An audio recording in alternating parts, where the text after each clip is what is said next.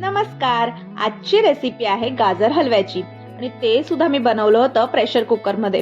कशी बनवायची आहे चला बघूया आजच्या व्हिडिओमध्ये. सगळ्यात आधी आपल्याला प्रेशर कुकर मध्ये तूप घालून घ्यायचं आहे. तुमच्या आवडीनुसार तुम्ही तूप घालू शकता.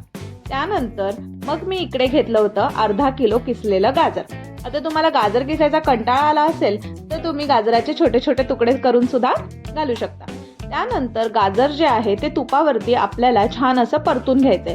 तोपर्यंत परतायचं आहे जोपर्यंत गाजरामधलं पाणी जे आहे ते पूर्णपणे आटून जात नाही. एकदा का गाजरामधलं पाणी आटून गेलं की मग त्याच्यामध्ये आपण ऍड करणार आहोत अर्धा लिटर इतकं दूध.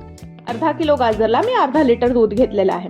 आता दूध आणि गाजर जे आहे ते छान असं मिक्स करून घेऊयात आणि एकदा का थोडंसं एकजीव झालं की मग आपण कुकरचं झाकण लावून घेऊया आणि आपल्याला एकच कुकरची शिट्टी करून घ्यायची आहे.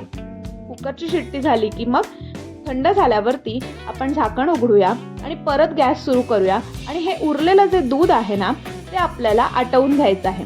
आता इकडे बघा दूध पूर्णपणे आटलेलं आहे. आता आपण त्याच्यामध्ये ऍड करूया 100 ग्रॅम इतकी साखर.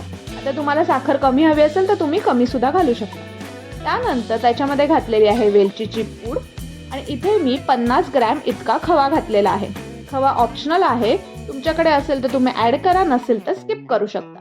त्यानंतर मग त्याच्यामध्ये मी ऍड केलेत ड्रायफ्रुट्स. तुम्ही तळूनही घेऊ शकता, इकडे मी डायरेक्ट ऍड केले होते.